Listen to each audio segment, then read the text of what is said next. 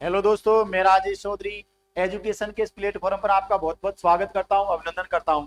आपका जुड़ने के लिए बहुत बहुत धन्यवाद। जय श्री श्याम। दोस्तों, आज हम यहाँ बात करने वाले हैं पीटीटी के पेपर को डिस्कशन करने वाला पूरी आंसर की बताने वाला हूं। यहाँ पर हमारे एक एक टीचर आते जाएंगे संस्थान से जुड़े हुए। और दोस्तों, यहाँ पर सब्जेक्ट वाइज पूरा पेपर डिस्कशन करने वाले हैं।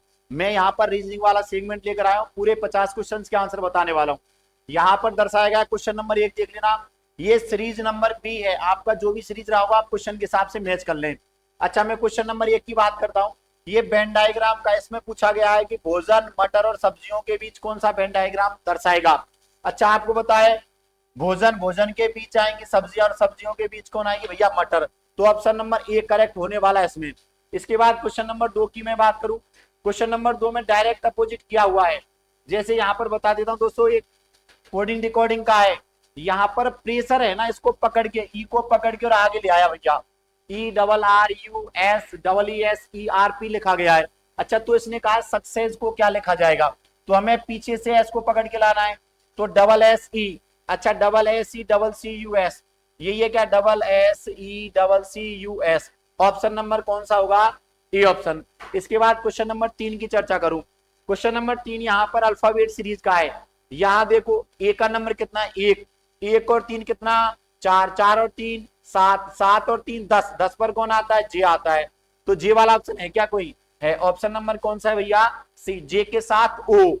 इसके बाद क्वेश्चन नंबर 4 की बात करता हूं। क्वेश्चन नंबर 4 में कहा है कथन कारण कथन अवधारणा वाला। इसमें कहा गया है कलकत्ता से मुंबई जल्दी पहुंचने के लिए हवाई जहाज से जाएं। क्वेश्चन ने कहा है, कथन ने कहा है कि भैया कलकत्ता से यदि मुंबई आपको पहुंचना है तो आप हवाई जहाज से जाएं। अच्छा, इसने कहा है, अब इसकी अवधारणाएं क्या हो सकती है, धारणाएं। इसने कहा है कलकत्ता और मुंबई हवाई सेवा से जुड़े हुए। अच्छा, इसने ये कहा था कि आप हवाई सेवा से जाएं या हवाई जहाज से जाएं, इसका मतलब हवाई सेवा से जुड़े होंगे तभी तो कहा होगा। तो पहला वाला सही है। अच्छा, दूसरा क्या कह रहा है, कलकत्ता से मुंबई जाने का कोई अन्य साधन नहीं, ऐसा साधन के बारे में इसने जिक्र थोड़ी किया है। तो भैया दूसरा गलत है। केवल एक अवधारणा इसमें सही है, अवधारणा नंबर 1। केवल एक अवधारणा अंतर्निहित है। आया कि नहीं आया समझ में, ऑप्शन नंबर ए करेक्ट है। इसके बाद भैया मैं बात करता हूँ क्वेश्चन नंबर 5 की। इसमें लुप्त पद को पूछा है, इधर देखना। क्वेश्चन नंबर 5 में लुप्त पद को पूछा है, एम के बाद पी, पी के बाद एस, इस प्रकार से दिया हो। अब हम इसमें कैसे करें भैया, यहाँ पर देखोगे ना तो ये सादृश्यता का क्वेश्चन है। यहाँ इसने +4 किया, एम और +4 कितना हो जाएगा। अच्छा, 13 और 4 17, ऐसे ही 16 और 4 20, 19 और 4 23, 11 और 4 15। तो हमें +4 करना है।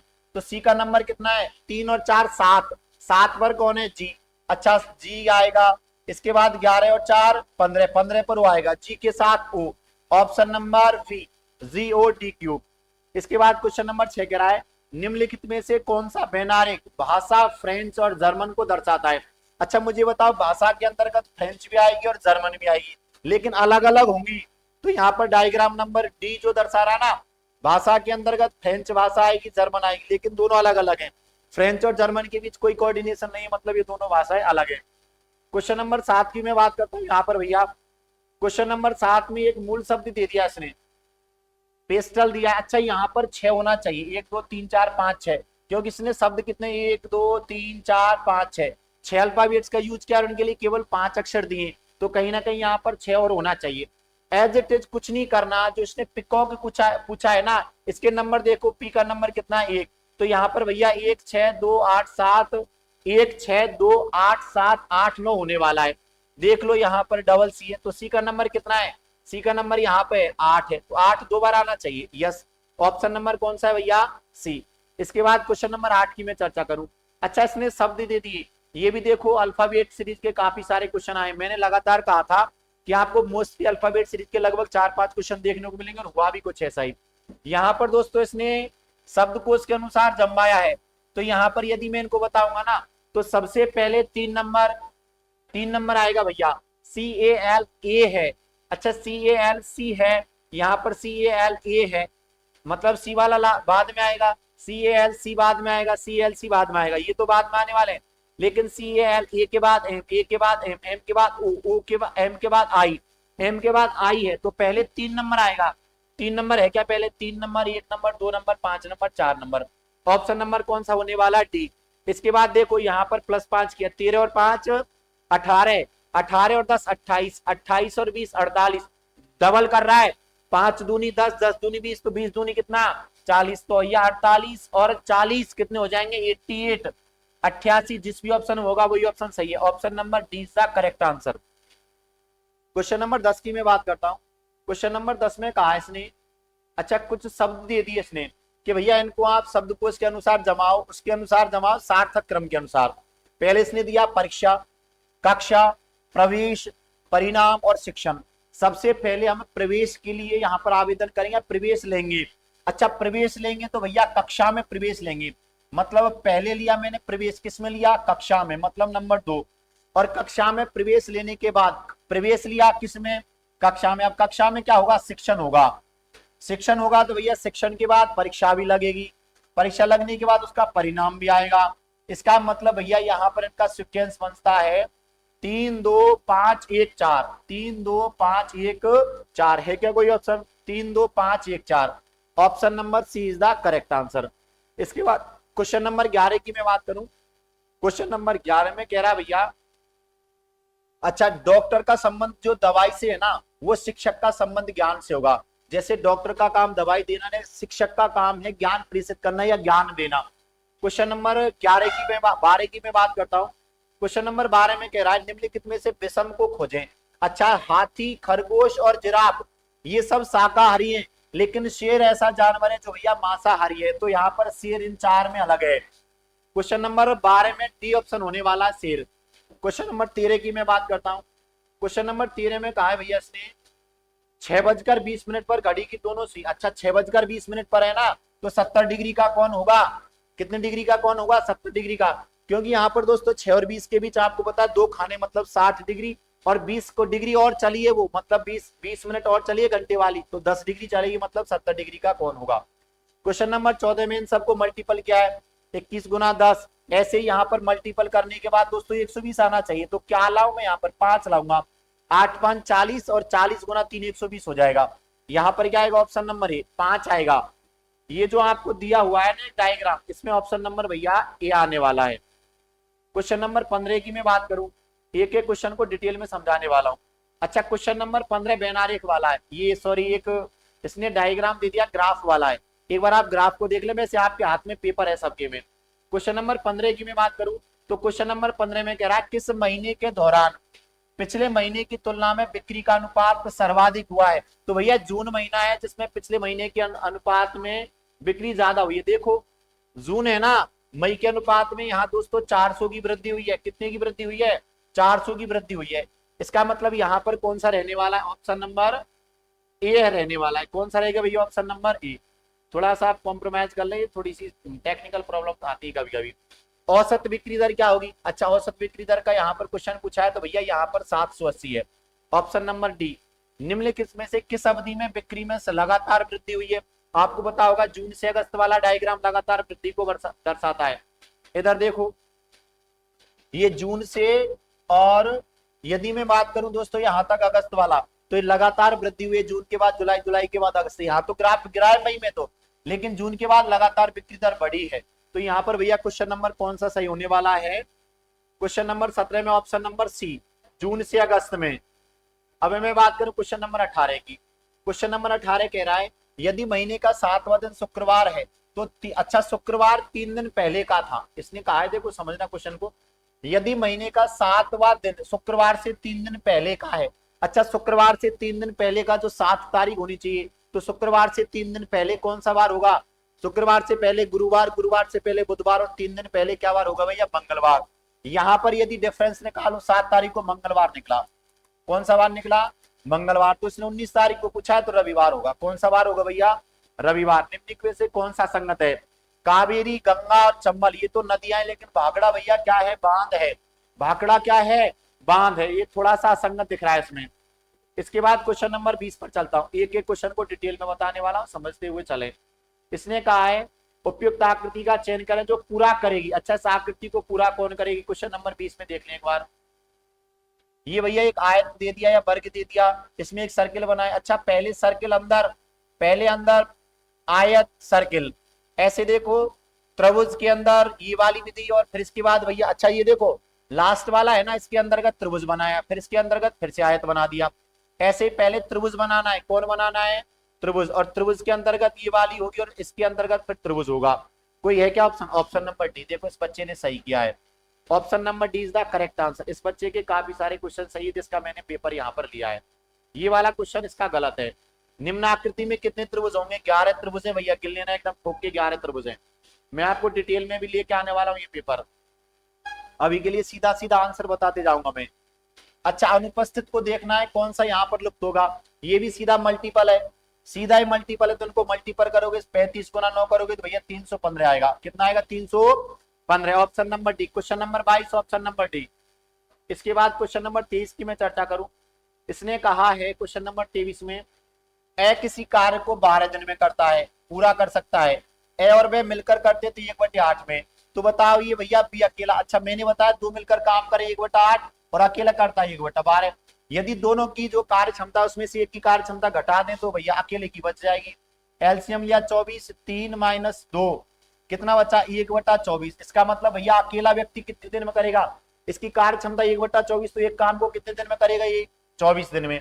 तो इसने कहा है बी अकेला भैया कितने दिन में करेगा? 24 दिन में। इसके बाद क्वेश्चन नंबर 24 पर चलता हूं मैं। क्वेश्चन नंबर 24 क्या कहता है, इसको समझ लेना एक बार मेरी।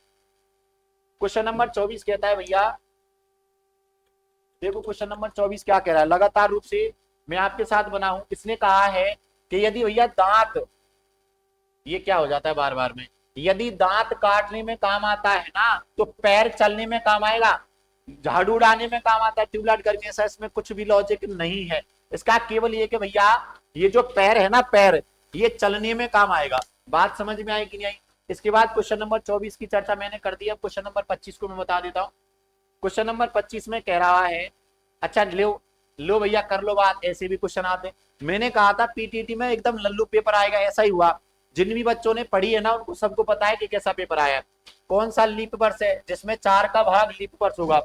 निश्चित तौर पर दोस्तों जिसमें 4 का भाग जाएगा ना वो वाला महीना लीप, वो वाली वर्ष लीप वर्ष होती है। तो यहाँ 1704 में 4 का भाग जाता है, तो लीप वर्ष कौन सा है? Option number D. Question number 16 में 5% साधारण ब्याज की दर से 10 वर्षों में 120 रुपए। अच्छा यहाँ पर यदि मैं ब्याज निकालूं तो यहाँ पर 5 का 50 निकलता है, 50 का मान 120 के बराबर है। तो भैया मैं कितना मान के चलूं, क्रेमल को 100 मान लूं तो 100 का मान किसके बराबर होगा? 540, इसके 240, 50 का मान 120 तो दोगुना 240। क्वेश्चन नंबर 17 पर चलता हूं, 27 पर सॉरी। क्वेश्चन नंबर 27 में ये वाला डायग्राम बनाया हुआ है, इसको ऐसे दर्शा के फिर ऐसे दर्शाया, इसको ऐसे दर्शा के, तो भैया ये वाली इसको क्रॉस करके ये ऐसा बना दिया। तो यहाँ पर पूछा है कि क्या दर्शाएगा, तो मुझे जहां तक दिख रहा है इसने ऐसा करके बिंदियां बाहर की तरफ निकल जाएंगी। ठीक है भैया, कोई ऑप्शन है क्या? ऑप्शन नंबर डी है, ऑप्शन नंबर सॉरी सी है इसमें करेक्ट। क्वेश्चन नंबर 27 में ऑप्शन नंबर सी, आकृति को देख लेना।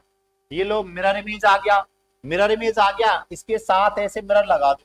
ये कैसे देखेगा? एक्स देखेगा, ए देखेगा, टी देखेगा। ऑप्शन नंबर डी करेक्ट है। क्वेश्चन नंबर 29 की मैं बात करूं।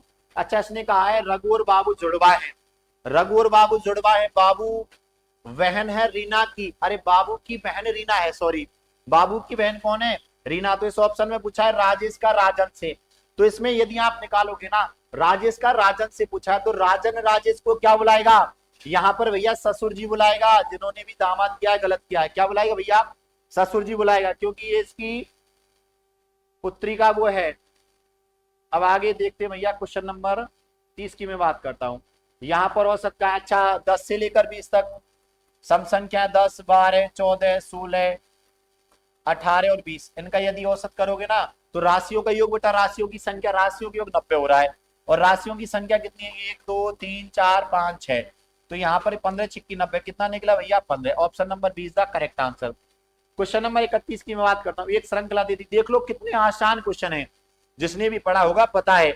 यहाँ देखो 3 किया, 4 किया तो 5 जोड़ना है, 9 और 5 कितना? 14। फिर एक बार 6 जोड़ के देख लें, अच्छा 6 जोड़ोगे तो 20, फिर 7 जोड़ोगे तो कितना आएगा? 14 आएगा।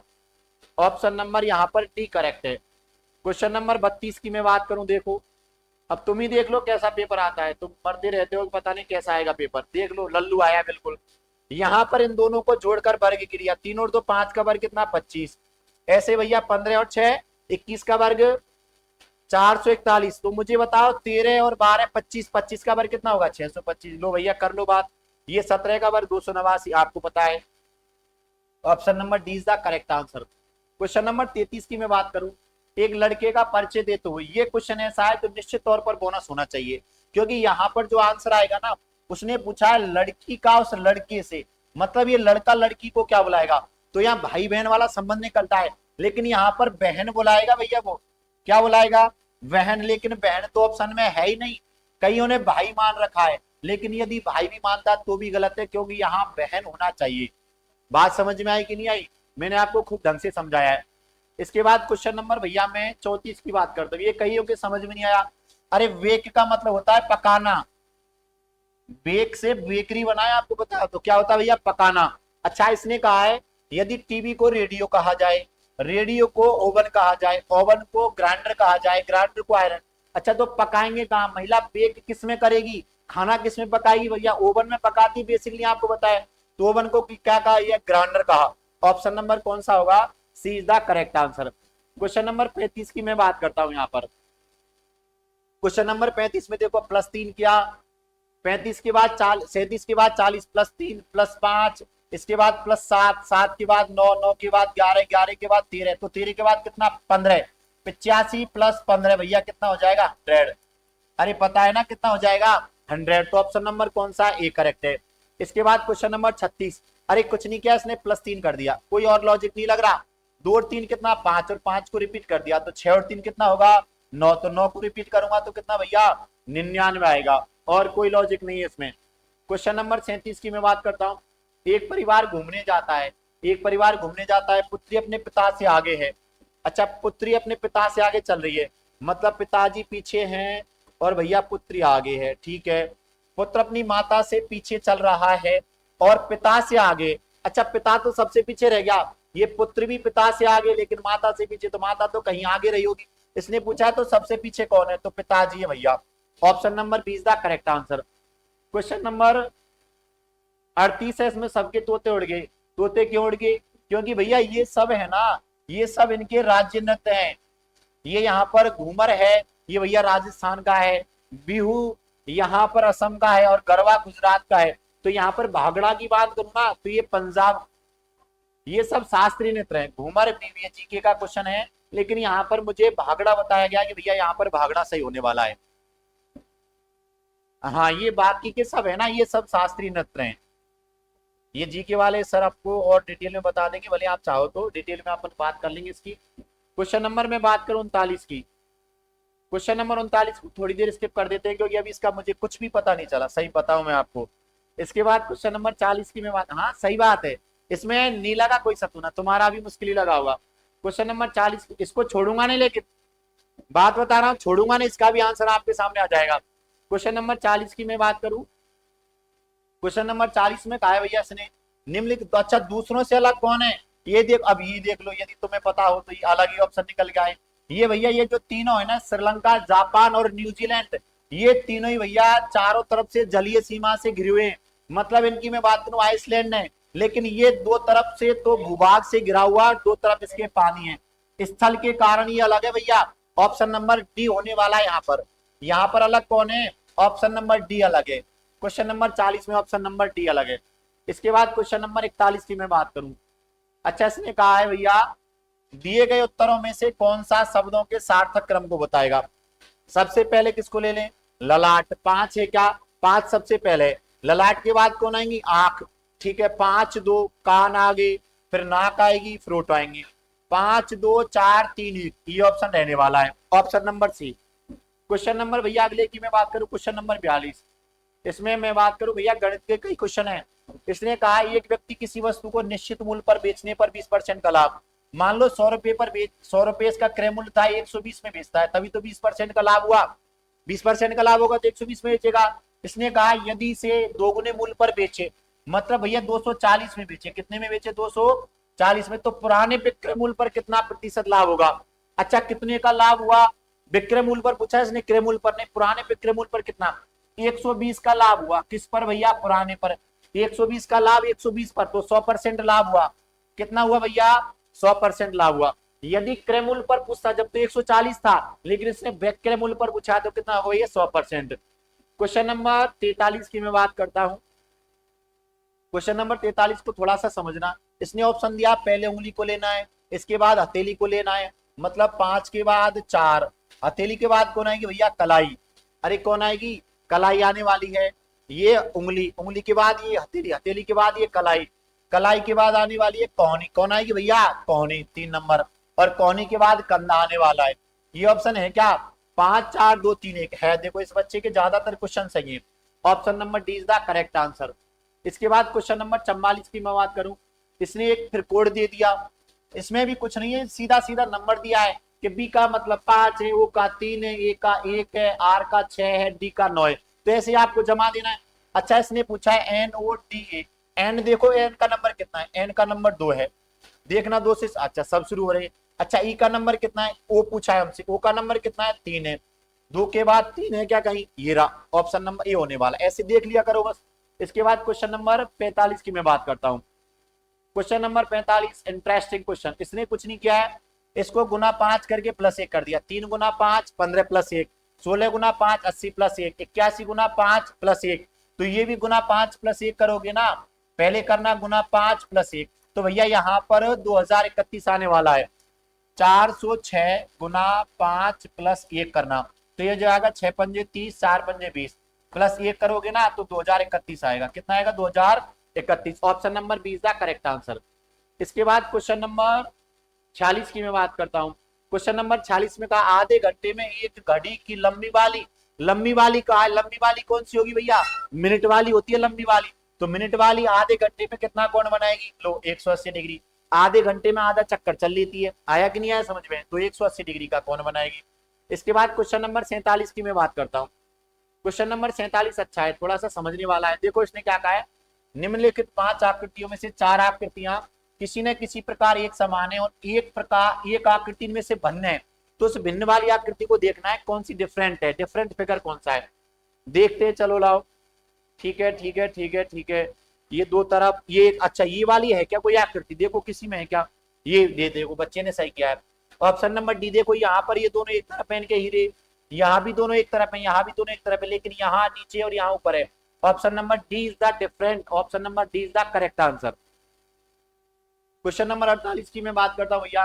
एक मिश्रण है सीमेंट पानी का दे दिया, यहाँ पर 10 लीटर सीमेंट सही है, ये मैं डिटेल में बताऊंगा, लेकिन अभी के लिए सीधा मैं यहाँ पर आंसर बता रहा हूँ आपको। यहाँ पर 10 लीटर होगा सीमेंट की मात्रा पहले मिश्रण में 10 लीटर। क्वेश्चन नंबर 49, अच्छा खाली को भरना भैया। देखो जीवाश्म को क्या कहा है, विलुप्त कहा है। आपने कहा जिस प्रकार जीवाश्म विलुप्त हो गए ना, ऐसे ही पोखर सूख गए। अरे पोखर क्या हो गए भैया, सूख गए, ध्यान में रख लेना। Option number D is the correct answer. इसके बाद इसने एक और क्वेश्चन दिया है, इसने कहा है भैया अरुण और दीपक की वर्तमान आयु के बीच का अंतर 14 है। यदि 7 वर्ष पूर्व की आयु का अनुपात क्रमशः 5:7 था, तो दीपक की वर्तमान आयु क्या होगी, 49 वर्ष होगी। ये आपको मैंने बता दिया है। तो पूरे यहाँ पर रीजनिंग के क्वेश्चन लेकर आया हूँ। इसके बाद टीए के क्वेश्चन हमारे गुरुजी लेकर आने वाले, एक एक क्वेश्चन को डिटेल में बताने वाले हैं, तो आप जुड़े रहें। ये क्वेश्चन नंबर 51, आओ सर आओ। ये पूरा पेपर पूरे 200 क्वेश्चन आपके सामने लेकर आए, तो आपको जुड़े रहना है। ठीक है सर आप बताओ।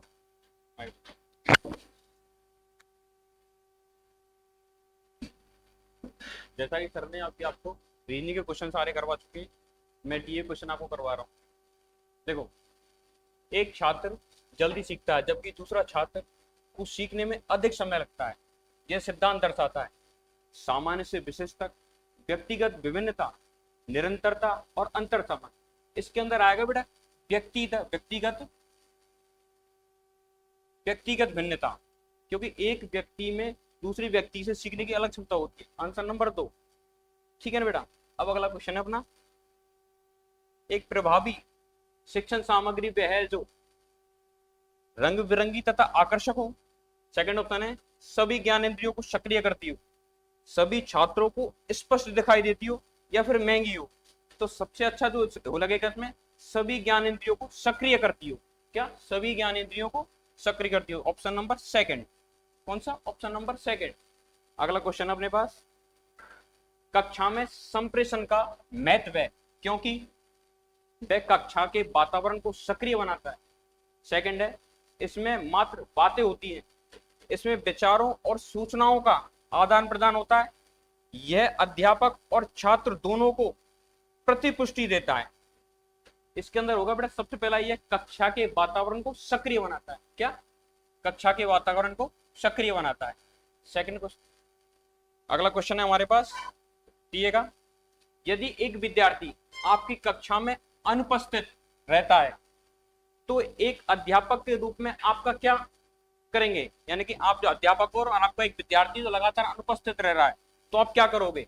पहला है हमारे विद्यार्थी को उसकी अनुपस्थिति के लिए दोषी ठहराएंगे। सेकंड है विद्यार्थी की वर्तमान अभिवृत्ति को देखते हुए चुप रहेंगे। पढ़ाने के लिए कुछ रुचिकर विधियों के बारे में सोचेंगे।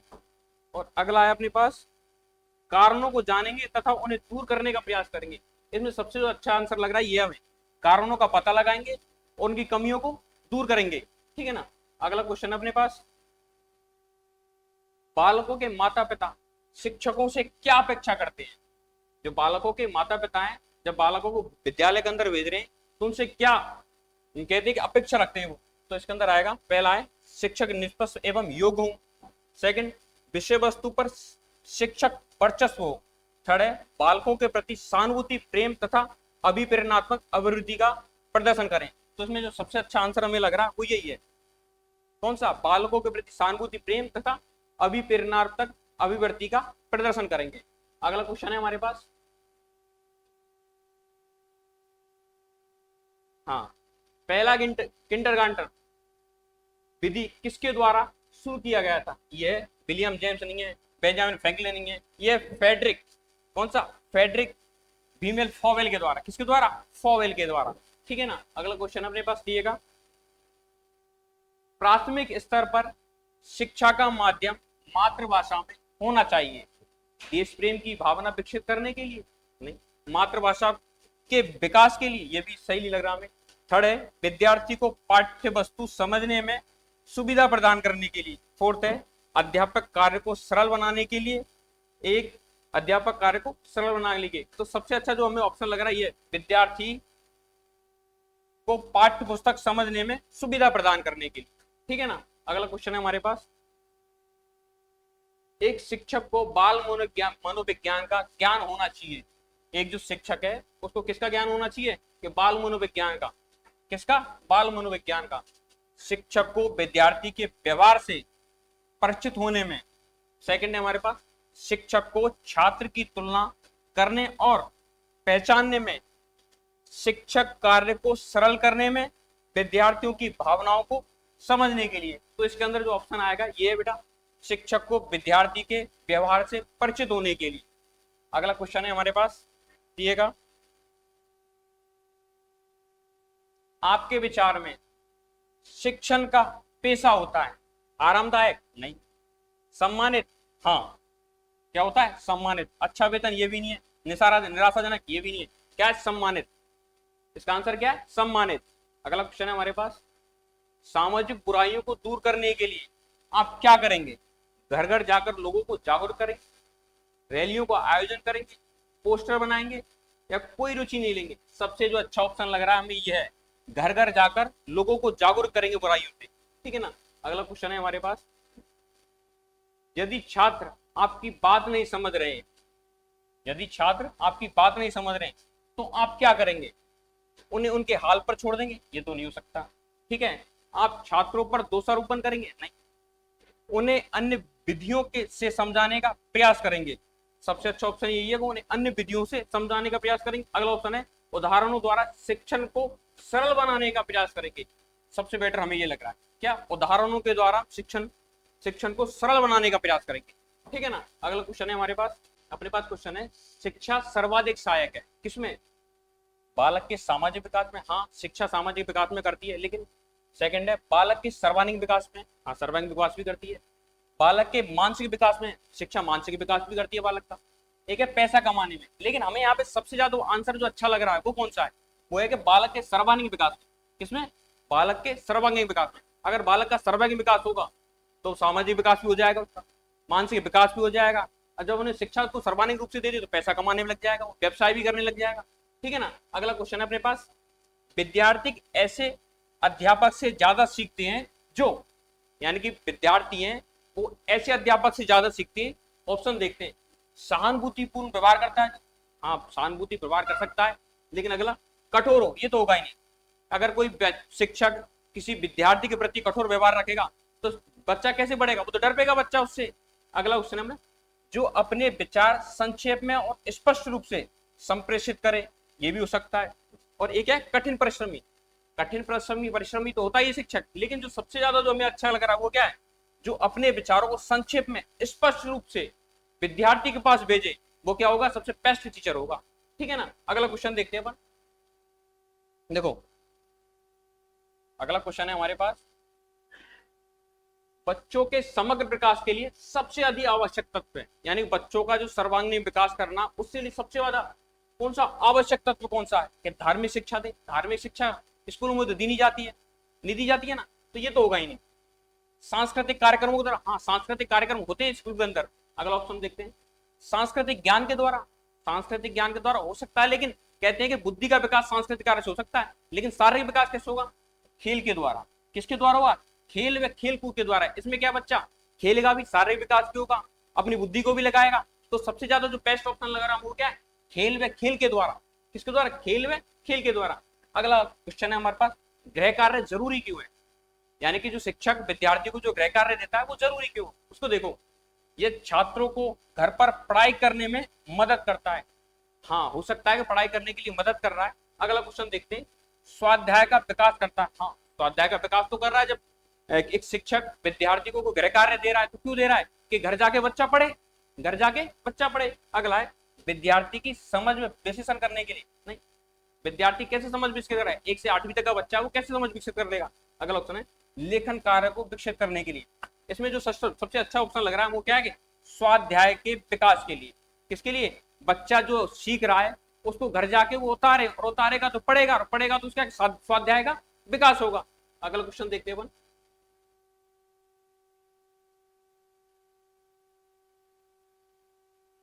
शिक्षक का मानसिक स्वास्थ्य अच्छा होना आवश्यक है, क्योंकि एक शिक्षक है उसका मानसिक स्वास्थ्य अच्छा होना चाहिए। क्यों, देखते हैं चलो ऑप्शनों को।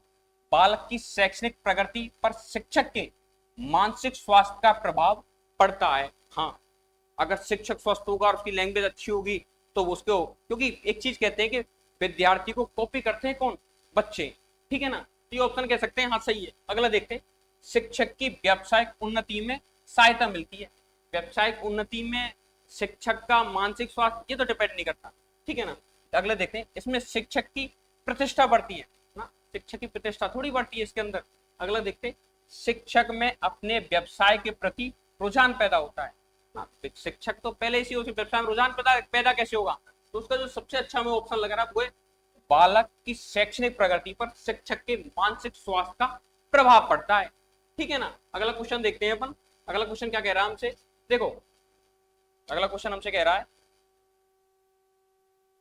अध्यापक और छात्रों में अच्छे संबंध होना आवश्यक है, क्योंकि एक शिक्षक है और एक बालक है, अगर उनमें संबंध अच्छे हैं तो उसका होगा क्या। देखो इसमें कक्षा में अनुशासन रहता है, इस कक्षा में क्या रहेगा, अनुशासन। अगला ऑप्शन देखते हैं, इससे सीखने पे सिखाने में सहयोग मिलता है, यानी कि शिक्षक जो सिखा रहा है और विद्यार्थी जो सीख रहा है, इसमें क्या मिलेगा, उसे योगदान मिलेगा। कक्षा का वातावरण अच्छा रहेगा, कक्षा का वातावरण अच्छा, ये तो हो नहीं सकता। अध्यापक को बहुत सारे ट्यूशन मिलते हैं, जो शिक्षक है वो ट्यूशन ले रहा है, तो इससे तो होगा नहीं कि ट्यूशन ले रहा है वो, तो ये होगा इसके अंदर बेटा, इससे सीखने पे सिखाने में क्या मिलता है, सहयोग मिलता है। क्या मिलता है, सीखने और सिखाने में क्या मिलता है, सहयोग मिलता है। अगले क्वेश्चन पे आते हैं हम। देखो अगला क्वेश्चन हमारा क्या है, अगला क्वेश्चन है हमारा,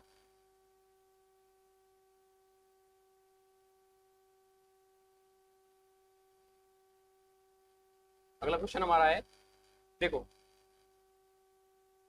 नर्सरी विद्यालयों का प्राथमिक उद्देश्य है, यानी कि किसी बच्चे को पहली क्लास में हमने एडमिशन दिलाया है तो उसमें उसका उद्देश्य क्या है विद्यालय का, छात्रों को प्रायोगिक परिस्थितियों में रखना। प्रायोगिक परिस्थितियों तो आगे आती हैं, 8 से ऊपर जब विद्यार्थी आ जाएगा तो उसको प्रयोगशाला में ले जाया जाएगा, ये तो हो नहीं सकता। विद्यार्थी की दिनचर्या के साथ समायोजित करने का प्रशिक्षण देना, हाँ हो सकता है, लेकिन आगे का ऑप्शन हम अभी पढ़ लेते हैं। देखो, उन्हें सामाजिक विकास के लिए तैयार करना ना, एक बच्चा जो अभी पहली क्लास में पहुंचा है, नर्सरी में पहुंचा, तो सामाजिक प्राणी कैसे बना देंगे हम, ये तो नहीं हो सकता। अगला है, वर्तमान युग में व्यस्त माता पिता के बालकों को घर जैसा वातावरण देना, ना ना ये तो नहीं होगा। इसके अंदर होगा कि विद्यालय की दिनचर्या के साथ समायोजित करके उसको पढ़ाना। तो इसमें सबसे ज्यादा सही ऑप्शन लगेगा वो क्या है, पी। कौन सा ऑप्शन है कि पी। अगला क्वेश्चन देखते हैं, अगला क्वेश्चन क्या बोल रहा है।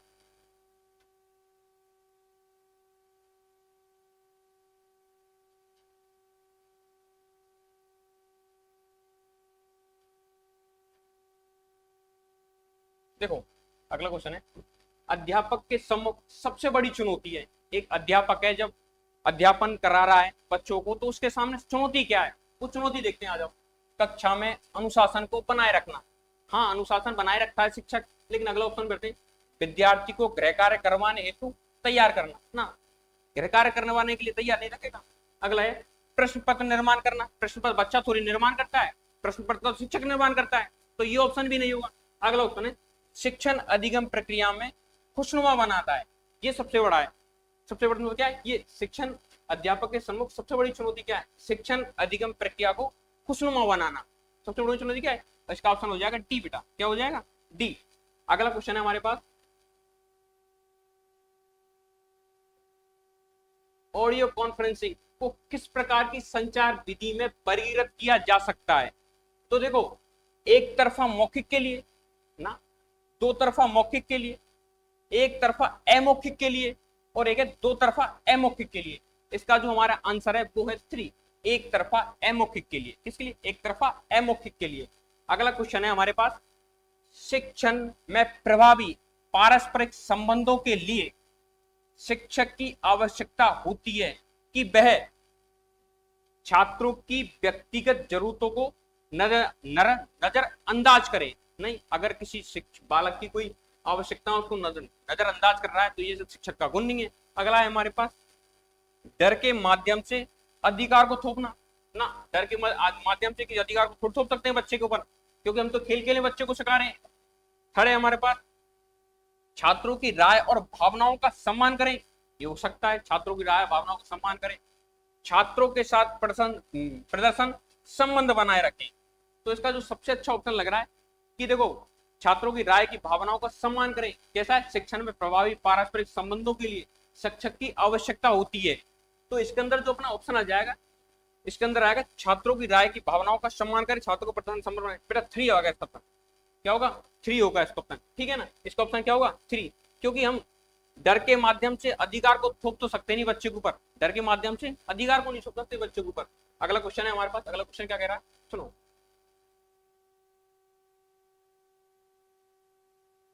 अगला क्वेश्चन कह रहा है हमारा, बालक के सामाजिक विकास का आधारभूत अभिकरण है, यानी कि जो बालक का सामाजिक विकास होता है उसका आधारभूत अभिकरण क्या है। तो ऑप्शन देखते हैं, देखो, विद्यालय, हाँ विद्यालय होता है सामाजिक अधिकरण का। दूसरा है सिनेमाघर, सिनेमाघर तो नहीं होगा, तो सामाजिक विकास कैसे होगा बच्चे का, सिनेमाघर में थोड़ी जाएगा बच्चा अपना। ठीक है, समाज के लोगों का, हाँ समाज का होता है, लेकिन प्राथमिक पूछ रहा हमसे, तृतीयक नहीं। तो सबसे ज्यादा होगा परिवार के सदस्य, क्या होगा, परिवार के सदस्य। कौन सा आंसर क्या हो जाएगा, डी, क्या आंसर हो जाएगा इसका, डी आंसर। अगला क्वेश्चन देखते हैं, अगला क्वेश्चन क्या बोल रहा है हमसे। अगला क्वेश्चन कह रहा है बेटा हमसे, देखो, मैं उस अध्यापक की प्रशंसा करूंगा जो, मैं उस अध्यापक की प्रशंसा करूंगा जो, पहला ऑप्शन है जिसका अपने विद्यार्थी पर कठोर नियंत्रण हो। ना, कठोर नियंत्रण थोड़ी रखता है, तो खेल खेल में सिखाता है बच्चों को, ठीक है ना, तो कठोर नियंत्रण तो हो नहीं सकता। विद्यार्थी की समस्याओं को जानता हो और उन्हें सहायता करता हो, हाँ ये हो सकता है कि विद्यार्थी की क्या क्या परेशानी आ रही है शिक्षण में, उनको जान रहा है और उन परेशानियों को दूर कर रहा है। लेकिन और ऑप्शन को भी पढ़ लेते, विद्यार्थी के साथ मित्रवत हो, हाँ विद्यार्थी के साथ मित्रवत हो सकता है छात्र, उसके पास मोहक व्यक्तित्व हो, ना मोहक व्यक्तित्व नहीं हो सकता। इसके अंदर होगा विद्यार्थियों की समस्याओं को जानता हो और उन्हें सहायता करता हो, जैसे कि विद्यार्थी को शिक्षण कार्य में कौन कौन सी समस्याएं आ रही हैं, उन समस्याओं को अगर विद्यार्थी पूछ रहा है और उनकी समस्याओं का निदान शिक्षक कर रहा है, तो यही तो विद्यार्थी शिक्षक का कार्य है, ये तो क्या है, शिक्षक का कार्य है। अगला क्वेश्चन है हमारे पास, देखो अगला क्वेश्चन हमारे पास क्या है, अगला क्वेश्चन है छात्रों में परिश्रम के महत्व की भावना को विकसित करने हेतु आप क्या करेंगे। यानी कि मेरे जो शिक्षक है उसके विद्यार्थी हैं वो अधिक से अधिक परिश्रमी बने, इसके लिए शिक्षक का क्या कर्तव्य होगा, तो शिक्षक का कर्तव्य होगा छात्रों को श्रमदान की अनुमति दे ना। श्रमदान तो नहीं करा सकते छात्रों से हम, ये तो होगा ही नहीं, स्वयं छात्रों के साथ श्रमदान करें। ये क्या है कि स्वयं छात्रों के साथ क्या करें, श्रमदान करें, ये भी हो सकता है। या परिश्रम की महत्व की कहानियों को सुनाए, ये भी धार्मिक कहानियों को सुनाए। इसका जो सबसे अच्छा आंसर लगेगा, देखो स्वयं छात्रों के साथ क्या करे, श्रमदान करे। क्या करे, स्वयं छात्रों के साथ क्या करेगा, श्रमदान करेगा, तो विद्यार्थी भी सीखेंगे और विद्यार्थी क्या करेंगे, श्रमदान करेंगे। अगला क्वेश्चन है हमारे पास, आपका अध्यापक बनने के पीछे प्रमुख उद्देश्य क्या है। यानी कि छात्र जो भी है अध्यापक बनेंगे या पीटीटी की जो एग्जाम दे के आए वो आगे जाके पीटीटी करके शिक्षक बनेंगे, तो उनका उद्देश्य क्या होगा, सबसे बड़ा उद्देश्य होगा पहला ट्यूशन द्वारा अधिक से अधिक धन कमाना। नहीं, ट्यूशन के द्वारा अधिक से अधिक धन कमाना ये तो कभी शिक्षक का क्या लक्ष्य नहीं होता है। अब देखें जीवोपार्जन हेतु, यानी कि जीवनोपार्जन हेतु करता है ये शिक्षक कार्य, उसको पैसा भी मिलता है, लेकिन ये ऑप्शन नहीं होगा। समाज में अच्छे नागरिक तैयार करना, हाँ ये हो सकता है कि समाज के अंदर अच्छे नागरिक तैयार करे, और शिक्षक का कर्तव्य ये होता है कि अच्छे से अच्छे नागरिक तैयार करे जिससे कि देश की प्रगति हो, जिससे क्या हो, देश की प्रगति हो। अगला है शिक्षण व्यवसाय से जुड़ना ना, शिक्षण व्यवसाय से जुड़ना नहीं है, इसका आंसर होगा समाज में अच्छे नागरिकों को तैयार करना। किसके, समाज में अच्छे नागरिकों को तैयार करना। अगला क्वेश्चन है हमारे पास,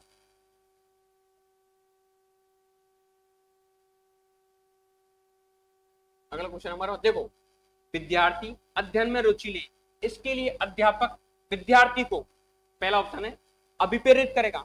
हाँ, अगर कोई बच्चा रुचि नहीं ले रहा तो उसको विद्यार्थी को शिक्षक क्या कर्तव्य क्या है कि बच्चों को अभिप्रेरित करे जिससे कि वो शिक्षा में अपनी रुचि ले, यानी किसी टॉपिक में अपनी रुचि ले। अगला है छात्रों को स्वयं पुस्तक पढ़ने के लिए निर्देशित करें। छात्रों को स्वयं पुस्तक पढ़ने के लिए निर्देशित करेगा, अगर वो स्वयं ही पढ़ लेता तो विद्यालय क्यों आता, विद्यालय आता ही क्यों। सेकंड है पुरस्कृत करें, नहीं पुरस्कृत तो हो नहीं सकता है, हो सकता है लेकिन वाजिब नहीं जाता। दंडित करें, और दंड का तो बिल्कुल ही प्रावधान नहीं, क्योंकि बच्चों को हमें प्रेम से सिखाना है, दंड से थोड़ी सिखाना है। तो इसके अंदर होगा बेटा बच्चे को क्या करें, वो अभिप्रेरित करें। अभिप्रेरित कैसे करेंगे, जैसे कि अच्छी अच्छी कहानियां सुनाएं, महापुरुषों की कहानियां सुनाएं, प्रेरणादायक कहानियां सुनाएं, जिससे क्या बच्चा पढ़ने में क्या हो, जागरूक बने, और क्या बने, उसमें रुचि पैदा हो, उसके प्रति क्या हो, रुचि पैदा हो। अगला क्वेश्चन है देखो, पाठ्येतर संबंधी कार्यक्रमों के विषय में आपकी क्या राय है। यानी कि पाठ्योत्तर संबंधी कार्यक्रमों में एक शिक्षक की क्या राय, जो शिक्षक बनने जा रहे हैं उनकी राय क्या है, वो पूछ रहे हैं हमसे। आत्मविश्वास को बढ़ाता है, हाँ जहां तक आत्मविश्वास को तो बढ़ाता है, लेकिन आगे देखते हैं खाली समय का सदुपयोग, जहां तक ठीक नहीं लग रहा मुझे। और देखते हैं ये समय की बर्बादी है, हाँ समय की बर्बादी तो हो नहीं सकता, ये तो कभी बिल्कुल रॉन्ग है, क्योंकि समय की बर्बादी थोड़ी होती है, कुछ ना कुछ तो बच्चा सीखता ही है। अगला ऑप्शन देखते हैं, ये चहुमुखी विकास के लिए आवश्यक है। हाँ ये सबसे बड़ा सही आंसर लग रहा है मेरे को, क्योंकि ये विद्यार्थी की चहुमुखी विकास को करता है। किसको, चहुमुखी विकास को करता है। तो इसका आंसर क्या होगा, डी। इसका आंसर क्या हो जाएगा, डी। ठीक है ना। अगला क्वेश्चन देखते हैं, क्या अगला क्वेश्चन क्या है हमारे पास। देखो अगला क्वेश्चन है हमारे पास,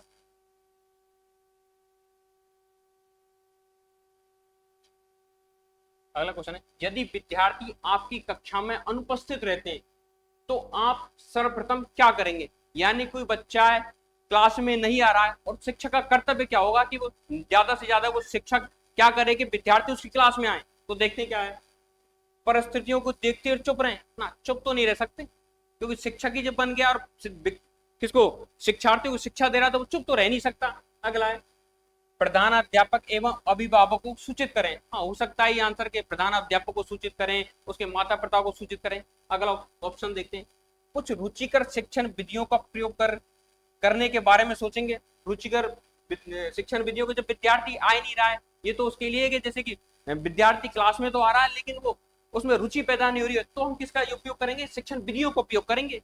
अगला ऑप्शन देख रहे हैं, कारणों को जानेंगे। किसको, कारणों को जानेंगे और उन्हें दूर करने का प्रयास करेंगे। सबसे सही यही है मुझे लगता है। क्या है कि कोई विद्यार्थी स्कूल में नहीं आ रहा तो किस कारण नहीं आ रहा है, इसका हमें पता तो लगे। और जब हमें पता लगा तो उन कारणों को दूर करने जिससे कि विद्यार्थी किस में आए, विद्यालय में आए। तो इसका आंसर क्या होगा बेटा, डी।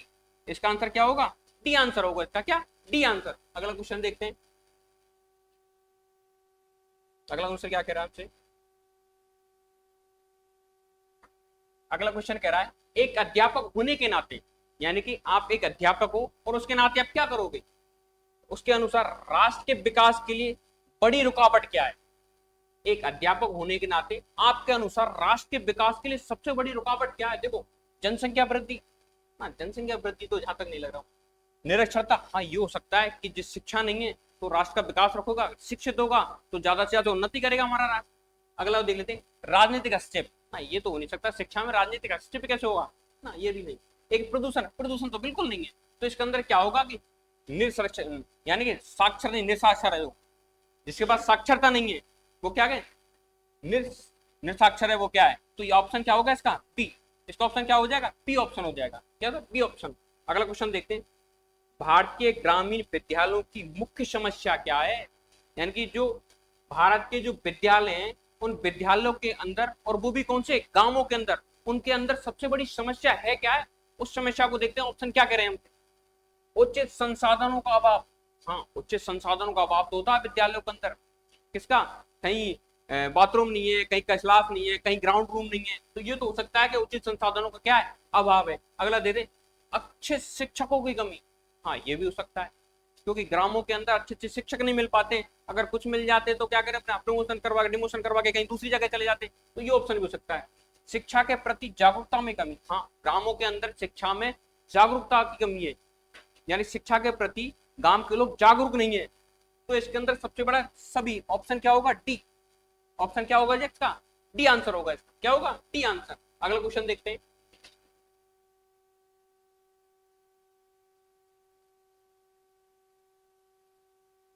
अगला क्वेश्चन हमसे क्या कह रहा है। अगला क्वेश्चन कह रहा है हमसे, आपके विद्यालय के छात्र 10 दिवसीय भ्रमण पर, यानी कि आप जिस विद्यालय में पढ़ा रहे हो उसके छात्र 10 दिवसीय किस पर, भ्रमण पर जा रहे हैं, तो प्रधानाचार्य ने आपसे छात्रों के साथ, यानी कि हमारे जो प्रिंसिपल हैं उन्होंने छात्रों के साथ क्या करने का, उन्हें जानने को कहा है, तो आपका इस संबंध में क्या मत है। यानी कि हमारे विद्यालय के अंदर कोई प्रोग्राम किया गया और वो कितना, 10 दिवसीय है, और कहाँ जाना है, बाहर जाना है, हमें कहाँ जाना है, बाहर जाना है, और प्रधानाचार्य ने हमें इसकी जिम्मेदारी दी है, तो हमारा कर्तव्य क्या होगा, पूछना ये चाहता है। तो देखते हैं, मेरा समय भर खराब होगा, नहीं ये तो नहीं हो सकता कि समय खराब थोड़ी होगा, जिस फील्ड से हम जुड़ चुके हैं तो वहां खराब, समय खराब थोड़ी होगा। अगला ऑप्शन देखते हैं, मुझे इसमें नया ज्ञान प्राप्त होगा, ना ज्ञान, नया ज्ञान प्राप्त हो सकता है कि हम कहीं जाएंगे तो कुछ ना कुछ देखेंगे, ये हो सकता है। देखो अगला देखते हैं, छात्रों के साथ आपसी संबंध बढ़ेंगे, हाँ ये हो सकता है, क्या छात्रों के साथ हमारे आपसी संबंध बढ़ेंगे, क्योंकि 10 दिवसीय प्रोग्राम में जब हम उनके साथ रहेंगे तो उन्हें हमें जानने का ज्यादा से ज्यादा प्रयास होगा, उन्हें ज्यादा से ज्यादा हम जानेंगे। अगला क्वेश्चन अलग देते हैं, तो इसके अंदर और क्या डी ऑप्शन, वहां पर बहुत मनोरंजन होगा। मनोरंजन तो विद्यार्थी में क्लास के अंदर भी होता है, ये ऑप्शन नहीं लग रहा मुझे, तो अच्छा लग रहा है कौन सा, छात्रों के साथ आपसी संबंध बढ़ेंगे, किसके साथ, छात्रों के साथ। अगला क्वेश्चन देखते हैं, अगला क्वेश्चन क्या कह रहा है आपसे,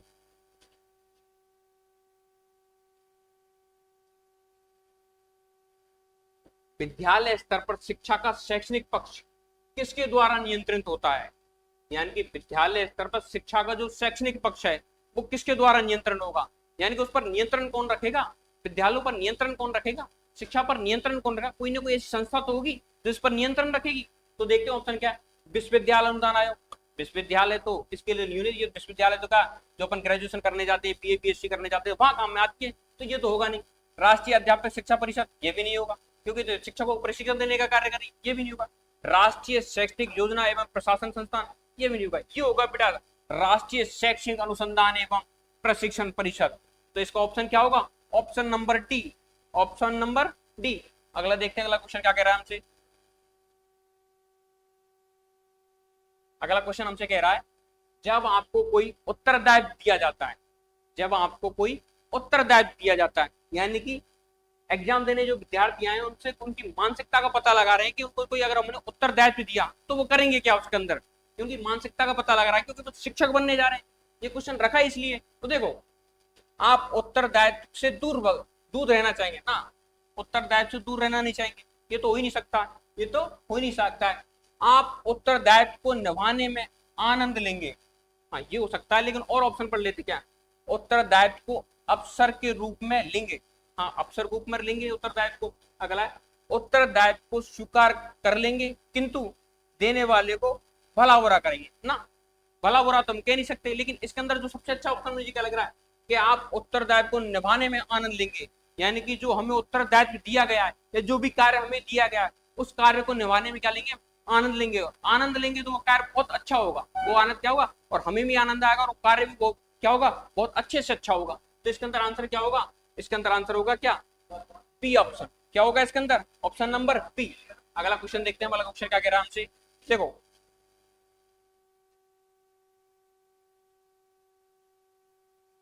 अगला क्वेश्चन हमसे कह रहा है छात्रों में आलोचनात्मक सोच कौशल को बढ़ावा देने के लिए क्या आवश्यक है, यानी क्या करना है, आलोचनात्मक सोच का कौशल बढ़ाना है किन में, छात्रों के अंदर।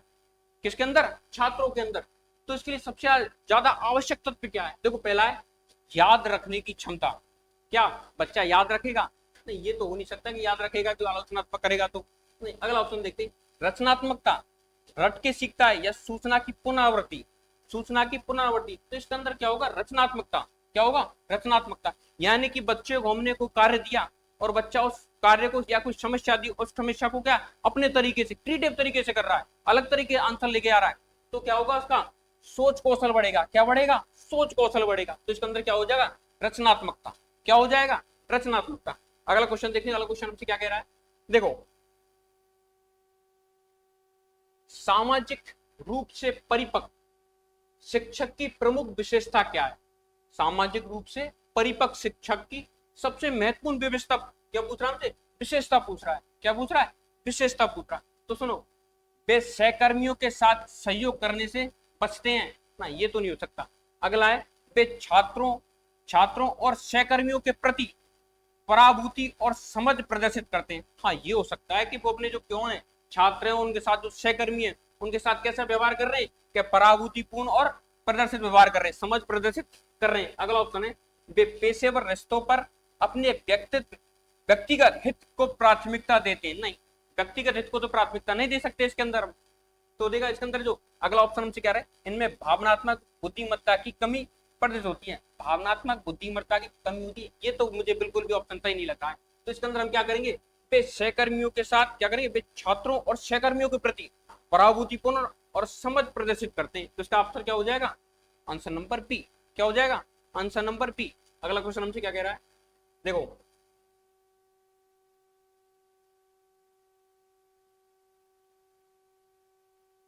अगला क्वेश्चन हमसे कह रहा है अध्यापक द्वारा अपने विचार विद्यार्थियों तक पहुंचाने में असफल रहते हैं, तो इसका परिणाम क्या होगा, यानी कि कोई अध्यापक है और क्लास के अंदर पढ़ा रहा है और वो छात्रों तक क्या नहीं पहुंचा पा रहा है, अपने छात्रों तक अपने विचारों को नहीं पहुंचा रहा है, तो उसमें इसका परिणाम होगा क्या, इसका परिणाम पूछ रहा है हमसे। तो इसका ऑप्शन देख लेते हैं, कक्षा में अनुशासनहीनता, कक्षा में अगर अनुशासित है, कक्षा का शोर मचा रहे हैं, बच्चे शोर मचा रहे हैं, तो ये ऑप्शन हो सकता है। लेकिन और भी देख लेते क्या, पढ़ाए जा रहे प्रकरण में विद्यार्थी की रुचि की कमी, हाँ हो सकता है कि बच्चा किसी टॉपिक को पढ़ने में नहीं रुचि ले रहा हो, अगला ऑप्शन भी पढ़ लेते। कक्षा में अनुपस्थिति की संख्या, अगर ये तो होगा ही नहीं, कक्षा में कोई अनुपस्थित है तो कैसे संप्रेषण कर पाएंगे, अगर कक्षा में कोई बैठा होगा तभी तो हम संप्रेषण करवाएंगे, तभी तो बच्चे में सुन पाएंगे। अगला ऑप्शन देख लेते हैं, अधिगम में विद्यार्थी की कमजोर रुचि होना, क्या हो सकता है, अधिगम में विद्यार्थी की कमजोर रुचि होना। तो इसका जो सबसे बेस्ट हमें आंसर लग रहा है वो है अधिगम में विद्यार्थी की कमजोर रुचि होना, यानी कि कोई बच्चा रुचि नहीं ले रहा है, बच्चा उस टॉपिक में रुचि नहीं ले रहा है, तो क्या करेगा, वो चोरी करेगा, वो बच्चा क्या करेगा, चोरी करेगा। अगला क्वेश्चन देख लेते हैं,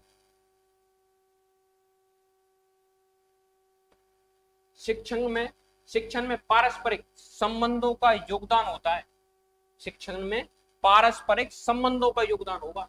तो इसमें ऑप्शन क्या दे रखे हैं, देखो प्रतिकूल शिक्षण वातावरण बनाना, यानी प्रतिकूल शिक्षण का क्या बनाना है, वातावरण बनाना है, ये तो हो नहीं सकता कि वातावरण बनाए विद्या क्लास के अंदर। अगला ऑप्शन देखें, छात्र प्रेरणा और सहभागिता को बढ़ा देना, किसको, छात्रों की प्रेरणा और सहभागिता को बढ़ा देना, हाँ ये हो सकता है। लेकिन और ऑप्शन पढ़ लेते हैं, छात्र भागीदारी को सीमित करता है, नहीं भागीदारी को सीमित कैसे कर देंगे, जब हम कह रहे हैं कि पारस्परिक संबंधों को बढ़ाना है तो हमें उसकी क्या पारस्परिक भागीदारी उसी में थोड़ी करना है उसके अंदर। देखो अगला ऑप्शन क्या कर रहा है, छात्रों के बीच प्रतिस्पर्धा को प्रोत्साहित करना।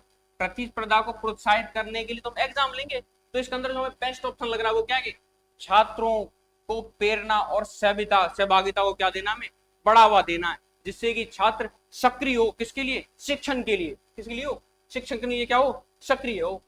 अगला क्वेश्चन हमसे क्या कह रहा है, देखो अगला क्वेश्चन हमसे कह रहा है शिक्षण सहायक सामग्री का उपयोग, किसका, शिक्षण सहायक सामग्री का प्रयोग। ऑप्शन क्या कह रहा है, एकाग्रता पे अधिगम को बढ़ावा देता है, किसको, एकाग्रता को बढ़ाता हो या फिर किसको देता हो, अधिगम को बढ़ावा देता हो। हाँ हो सकता है, लेकिन पहले हम क्या तीन ऑप्शनों को और पढ़ लेते हैं क्या इसका मतलब।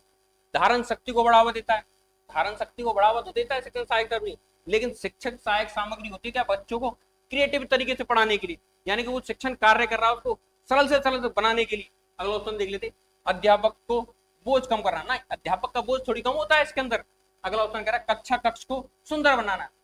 कक्षा कक्ष को सुंदर कैसे बनाएगा शिक्षक सहायक सामग्री, शिक्षण सहायक सामग्री कक्षा को सुंदर थोड़ी बनाती है। इसका जो ऑप्शन होगा एकाग्रता पे अधिगम को बढ़ावा देने के लिए, यानी शिक्षण विधियों को हम चेंज कर रहे हैं, क्यों, कि बच्चा किसी टॉपिक को सरल तरीके से समझ सके, किसे, सरल तरीके से समझ सके। अगला क्वेश्चन देखते हैं, अगला क्वेश्चन क्या कह रहा है हमसे,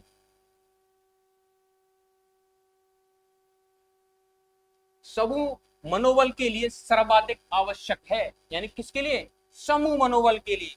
तो देखो पहला ऑप्शन क्या कह रहा, स्पष्ट उद्देश्य, दूसरा क्या है, समूह एकाग्रता, तीसरा कह रहा है समूह के सदस्यों की संपन्नता, समूह में द्वंद्वता, समूह में क्या, द्वंद्वता। तो हमारा जो होगा क्या होगा, समूह एकाग्रता, यानी कि हम क्या कर रहे हैं कि बच्चों को समूह के साथ पढ़ा रहे हैं, यानी कि एक का ग्रुप बना दिया हमने, A group, B group, C group, और उनमें क्या दे रहे हैं, बच्चों को शिक्षण दे रहे हैं। तो उसमें क्या होगा कि समूह में एकाग्रता होगी।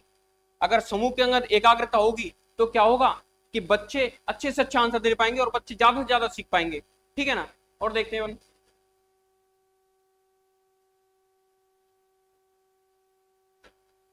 देखो, एक दक्ष अध्यापक वह होता है जो, यानी कि एक दक्ष अध्यापक वह होता है जो सभी विद्यार्थियों को परीक्षा में उत्तीर्ण करने में मदद करता हो। हाँ हो सकता है, लेकिन और ऑप्शन पढ़ लेते हैं, विद्यार्थियों में विषय के प्रति रुचि जागृत करता हो, ये भी हो सकता है, कक्षा कक्ष को शांति बनाए रखे, ये भी हो सकता है, विद्यार्थी को व्यस्त रखता हो, ये तो भाई ये तो क्या होगा ही नहीं। लेकिन जो हमें क्या है कि इसके अंदर सबसे जो बेस्ट आंसर लग रहा है, क्या सबसे ज्यादा बेस्ट आंसर, वो क्या है कि विद्यार्थियों में विषय के प्रति क्या करनी है, हमें रुचि जागृत पैदा करनी है।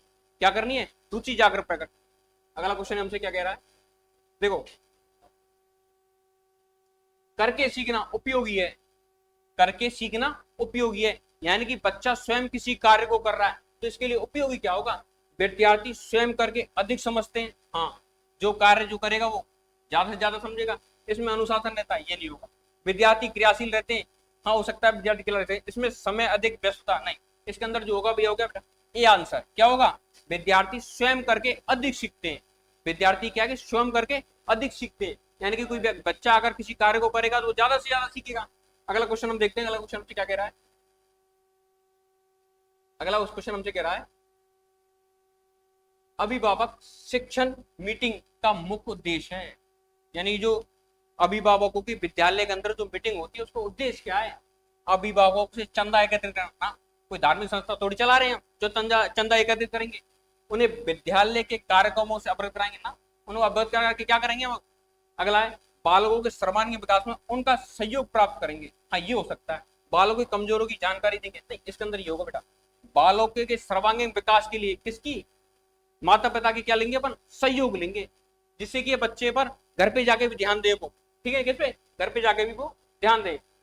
अगला क्वेश्चन हमसे क्या कह रहा है, देखो देखो बेटा अगला क्वेश्चन क्या हमारे पास, ये अच्छी शिक्षा बहुत सहयोगी होती है, किसके लिए, व्यक्तिगत आत्मनिर्भर बनाने के लिए, किसके लिए, व्यक्तिगत आत्मनिर्भर बनाने के लिए। अगला क्वेश्चन हमसे क्या कह रहा है, अगला क्वेश्चन हमसे कह रहा है शिक्षक शिक्षा में विद्यार्थी की सफलता मुख्य रूप से निर्भर करती है, यानी शिक्षा में विद्यार्थी की जो सफलता है किस रूप में निर्भर कर रही है, वो कर रही है शिक्षा की गुणवत्ता, निजी शिक्षण पर, स्कूल की सुविधा पर, घर की सुविधा पर, नहीं ये करती है शिक्षा की गुणवत्ता पर, किस पर, शिक्षा की गुणवत्ता पर। अगला हमसे क्वेश्चन क्या कह रहा है, अगला क्वेश्चन हमसे क्या कह रहा है, देखो कमजोर छात्रों के शैक्षणिक स्तर को आप कैसे सुधारेंगे। तो पहला ऑप्शन है समय समय पर अभिभावकों को सूचना देना, ये नहीं हो सकता। उन्हें दंडित करना, नहीं। उन्हें मार्गदर्शन प्रदान करना, नहीं। उन्हें अतिरिक्त समय देकर उनके क्या करना, मार्गदर्शन देना। तो ये क्या है, डी आंसर। इसका आंसर क्या होगा, डी। अगला क्वेश्चन देखते हैं, अगला क्वेश्चन क्या कह रहा है। रचनात्मक मूल्यांकन का प्राथमिक लक्ष्य क्या होगा, किसका, रचनात्मक मूल्यांकन का क्या प्राथमिक लक्ष्य क्या होगा, ग्रेड आवंटित करना, नहीं। विद्यार्थियों के लिए सीखने का मूल्यांकन करना, हो सकता है। सुधार के लिए प्रतिपुष्टि प्रदान करना, या फिर डी अतिरिक्त उपलब्धि को मापने के लिए, इसलिए होगा बेटा पी, विद्यार्थियों के लिए सीखने का क्या मूल्यांकन करवाना। ठीक है, अगला हमारे पास आईसीटी का प्रतिनिधित्व करता है। आईसीटी का प्रतिनिधित्व कौन करता है, तो आईसीटी का प्रतिनिधित्व करता है इंफॉर्मेशन ऑफ कम्युनिकेशन टेक्नोलॉजी। क्या करता है, इंफॉर्मेशन और कम्युनिकेशन फॉर टेक्नोलॉजी। अगला क्वेश्चन हमसे क्या कह रहा है, देखो। शिक्षा तथा सामाजिक आर्थिक विकास है। शिक्षा, सामाजिक और आर्थिक विकास है प्रत्यक्ष समानुपाती रूप से संबंधित। पहला ऑप्शन क्या है, सेकंड है अप्रत्यक्ष समानुपाती रूप से संबंधित। सी है कभी संबंधित और कभी संबंधित नहीं, संबंधित नहीं। ये बेटा फर्स्ट आंसर होगा, क्या होगा इसका, प्रत्यक्ष रूप से समानुपाती रूप से क्या संबंधित, क्या होगा, प्रत्यक्ष रूप से क्या होगा, समानुपाती रूप से क्या हो, संबंधित। अगला ऑप्शन से क्या कह रहा है, निम्नलिखित में से कौन सा विद्यार्थी के साथ अंत्यक्रिया करने हेतु ज्यादा स्वतंत्रता देता है। यानी कि विद्यार्थी अंत्यक्रिया, इसके लिए स्वतंत्रता कौन दे रहा है, लघु समूह चर्चा, फिल्म का प्रयोग, टीवी का प्रदर्शन, विशेष क्या है, विशेषज्ञों की व्याख्यान करना, ये तो होगा नहीं, ये होगा बेटा लघु समूह चर्चा। यानी विद्यार्थी आपस में क्या करेंगे, समूह चर्चा, तो उससे क्या होगा, ज्यादा से ज्यादा अंत्यक्रिया होगी। क्या होगी बच्चों में, अंत्यक्रिया होगी। अगला क्वेश्चन हमसे क्या कह रहा है, प्रधानाचार्य का अध्यापकों के प्रति व्यवहार होगा अवसरवादी, नहीं। प्रभावपूर्ण, नहीं। निष्पक्ष, या फिर अनुशासन, होगा निष्पक्ष। यानी किसी भी जो प्रधान कौन है, अपने प्रधानाचार्य, शिक्षक के, हर शिक्षक के क्या रहेगा, निष्पक्ष रहेगा। क्या रहेगा, निष्पक्ष रहेगा। अगला क्वेश्चन हमसे क्या कह रहा है, आगे वाला बेटा क्या किसका, ये अपना जीके वाला पार्ट है जो आगे सर आपको कराएंगे। आ जाओ सर।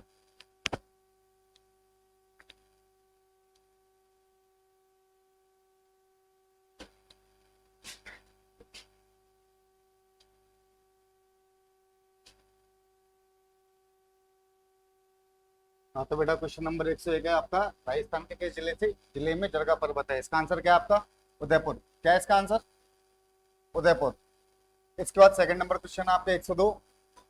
2011 की जनगणना के अनुसार राजस्थान में अनुसूचित जनजातियों का प्रतिशत कितना है।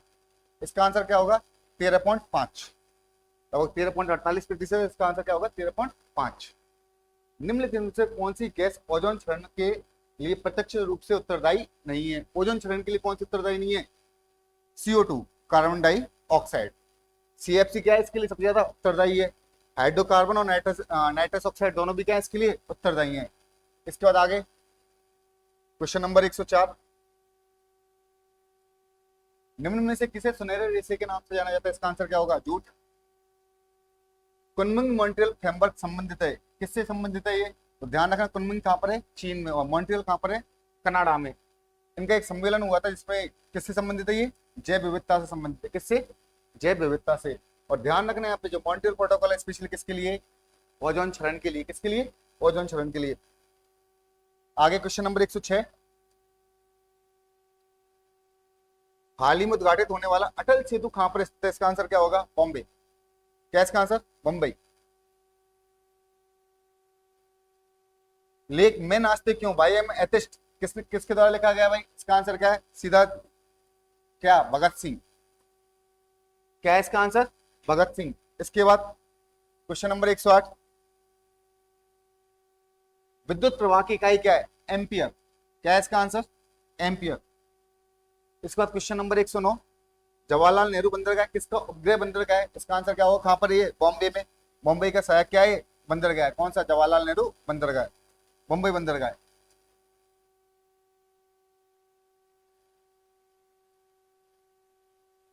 क्वेश्चन नंबर 110 देखो।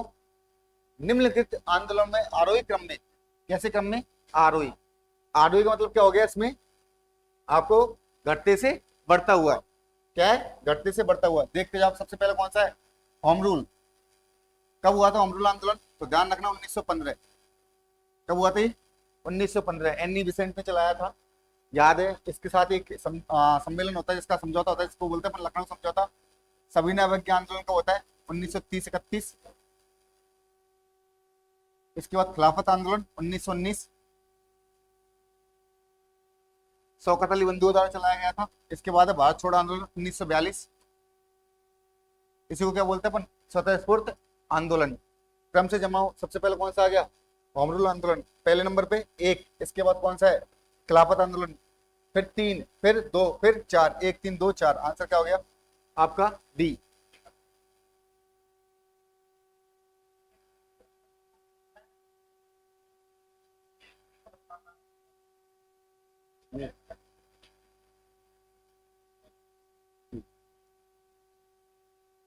इसके बाद देखो क्वेश्चन नंबर 111, इंडियन हिस्ट्री का क्वेश्चन है आपका। मुंडू व्यवस्था का दूसरा अन्य नाम क्या है?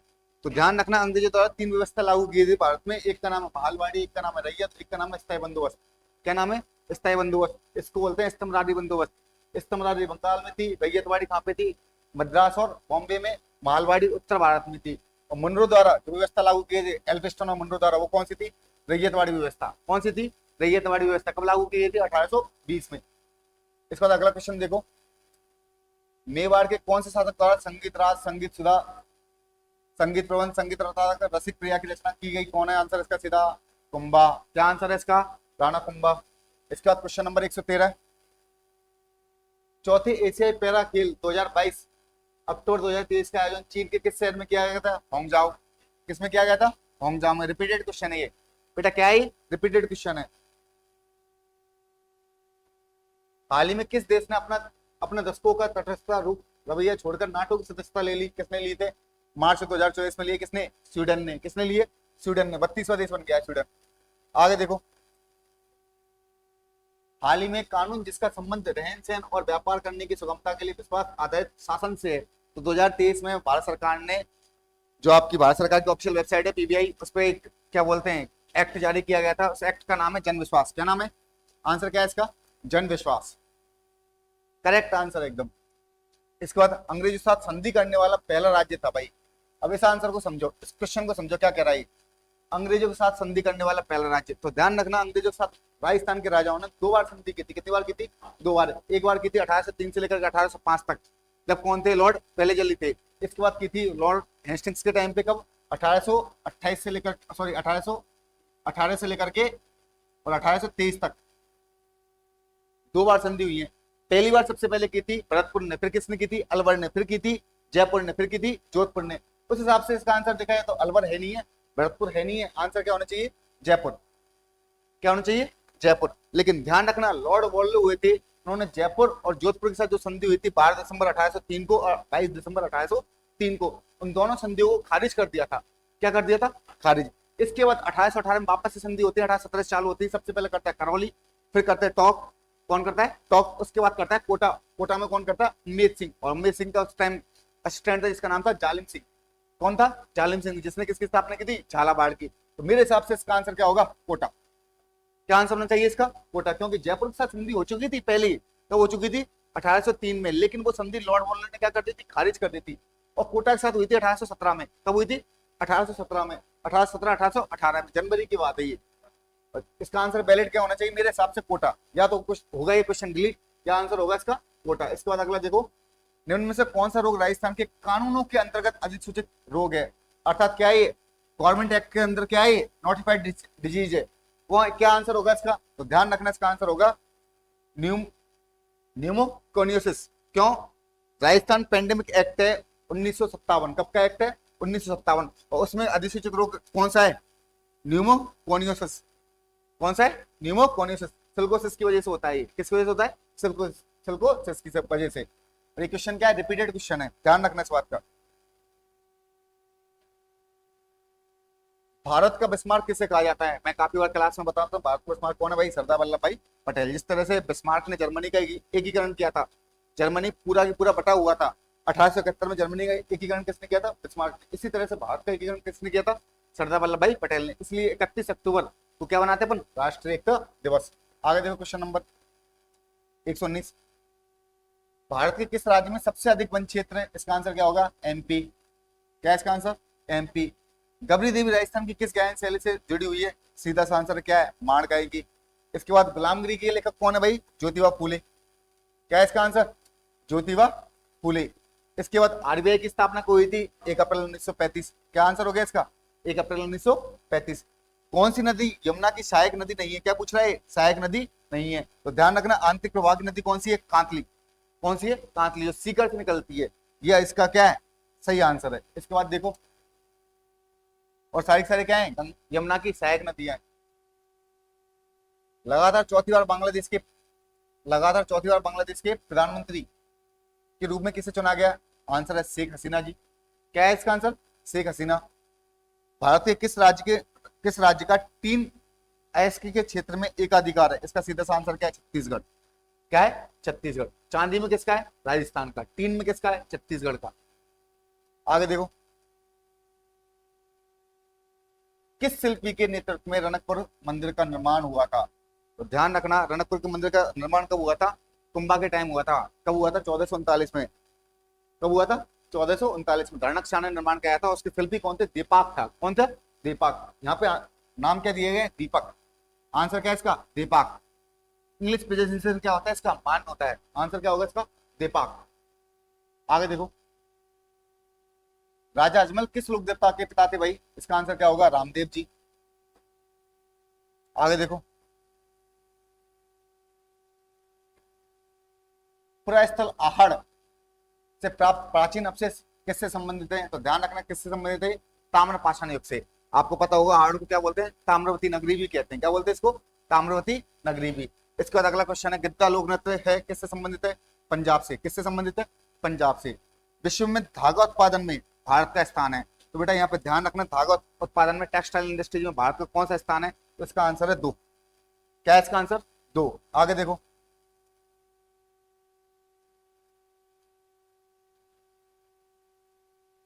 राजस्थान में बहने वाली सबसे लंबी नदी कौन सी है? इसका आंसर क्या होगा? राजस्थान सबसे लंबी नदी कौन सी बहती है? बनास। नोबेल पुरस्कार विजेता सीवी रमन किस क्षेत्र से संबंधित है? फिजिक्स से। किससे? फिजिक्स से। वीर विनोद किस लेखक कौन है इसका भाई? श्यामल दास करते। वीर विनोद।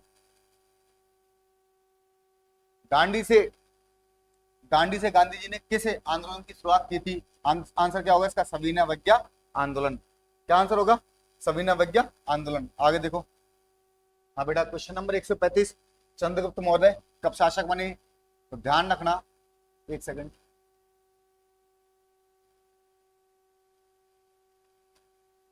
चंद्रगुप्त मौर्य कब शासक बने? इसका आंसर क्या होगा? 321 ईसा पूर्व में, 321 बीसी में। आप ध्यान रखना, नंद वंश के अंतिम शासक थे धनानंद, और इसी टाइम कौन आया था? अलेक्जेंडर, जिसको बोलते हैं अपन सिकंदर। आता है, वापस चला जाता है, और धनानंद को परास्त करके किसकी सहायता से? कौटिल्य की सहायता से चंद्रगुप्त मौर्य क्या बन जाते हैं? शासक बन जाते हैं। कब बनते हैं? 321 ईसा पूर्व में। निम्न में से किसे तोड़गढ़ किले के 4 साल के लिए कारावास की सजा दी गई थी? इसका आंसर क्या होगा? राव गोपाल सिंह खरवा। क्या होगा? राव गोपाल सिंह खरवा। आगे देखो,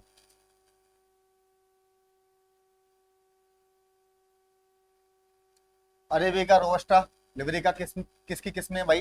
कॉफी की। किसकी? ये कॉफी की। निम्न में से कौन सी ग्रीन हाउस गैस है? कौन सी ग्रीन हाउस गैस? CO2 है, CH4 है, जलवाष्प है। आंसर क्या होगा? उपरोक्त सभी। इसके बाद देखो, राजस्थान का पहला भालू अभ्यारण्य कौन सा भाई? सुंगा माता। क्वाड के सदस्य देश कौन है? भारत, ऑस्ट्रेलिया, जापान, संयुक्त अमेरिका। अभी बनाया गया है क्वाड संगठन। क्वाड दक्षिण से लेकर के नहीं, आपके जितने भी संघाई हैं, कौन सा? संघाई कॉर्पोरेशन वगैरह, सारे संगठन। राष्ट्रीय खेल 2023 सर्वश्रेष्ठ पुरुष एथलीट ट्रॉफी किसे प्राप्त हुई थी? तो ध्यान रखना, कौन है इसका आंसर? श्री हरि नटराज। क्या है इसका आंसर? श्री हरि नटराज। आगे देखो,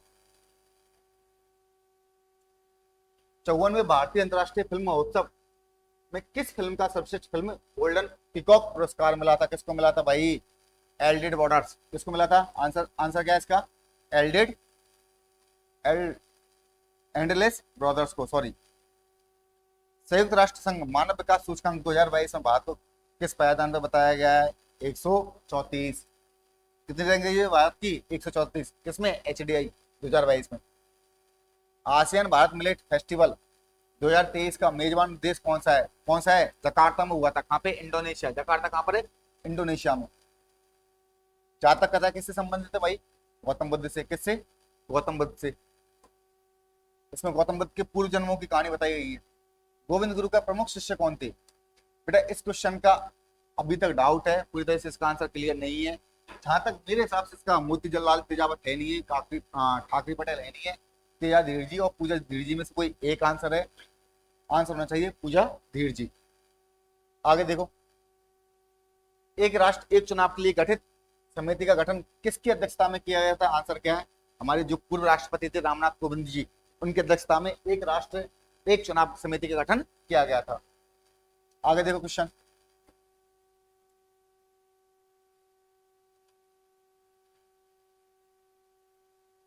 जनवरी 2024 में भारतीय वायुसेना के साथ अभ्यास डेजर्ट नाइट किन देशों ने भाग लिया? तो डेजर्ट नाइट में किन किन देशों ने भाग लिया? तो ध्यान रखना, एक तो फ्रांस था और दूसरा कौन सा था? संयुक्त अरब अमेरिका। कौन सा? संयुक्त अरब अमीरात, यूएई। क्या है इसका आंसर? फ्रांस और यूएई, ये इसका क्या है? आंसर है। आगे देखो क्वेश्चन नंबर 149, सौर ऊर्जा को बढ़ावा देने के लिए भारत सरकार द्वारा कौन सी योजना आरंभ की गई है? पीएम सूर्यघर। क्या है इसका आंसर? पीएम सूर्यघर योजना।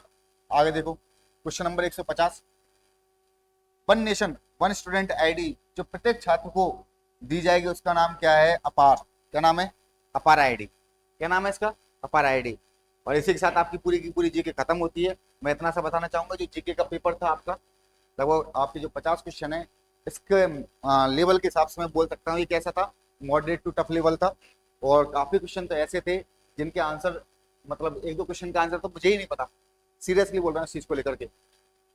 तो लेवल क्या है? काफी अच्छा लेवल आने लग गया है जीके का। तो ध्यान रखना बच्चों, अब जीके हमें तरीके के साथ पढ़नी है पूरी की पूरी, चाहे आपकी हिस्ट्री है, चाहे ज्योग्राफी, चाहे पॉलिटी है, चाहे कोई सा भी सेगमेंट है, चाहे करंट है। आज देखा करंट का कितना भयंकर रोल है। और सारे के सारे क्वेश्चन जो हमारी ग्रेड सेकंड की जो क्लास चलती थी, उनमें से करंट के क्वेश्चन में से क्या है? सारे के सारे क्वेश्चन है आपकी करंट क्लास के। आगे क्वेश्चन अगले टीचर सॉल्व कराएंगे आपके। अगला क्वेश्चन किसके? हिंदी के।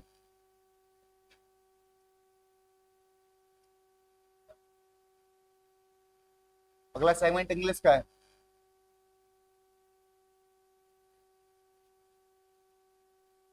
पहले हिंदी को सॉल्व करवाएंगे पूरे को।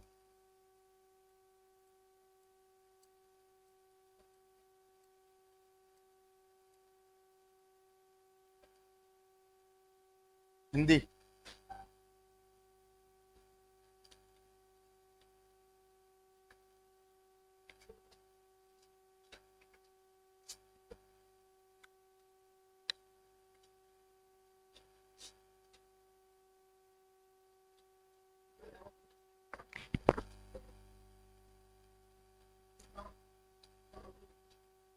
देखो अगले 151 से क्या आपने हिंदी के क्वेश्चन, और हिंदी क्वेश्चन देखते थे वो क्या है? निम्नलिखित में से भाववाचक संज्ञा नहीं है। तो भाववाचक संज्ञा किसमें नहीं है? हाथ में। किसमें नहीं है? हाथ में। हाथ में क्या नहीं है? भाववाचक संज्ञा नहीं है। अगला क्वेश्चन है, कष्ट पर कष्ट आना इसके लिए उपयुक्त है घर का वेदी लंग खड़ा है? नहीं, ये तो नहीं हो सकता। और क्या है कि कंगाली में आटा गीला, कष्ट पे कष्ट आना, हाँ ये है कंगाली में आटा गीला। किसमें? कंगाली में आटा गीला। ये क्या है? कष्ट पे कष्ट आना। निम्नलिखित में से तद्भव शब्द नहीं है। कौन सा शब्द नहीं है? तद्भव।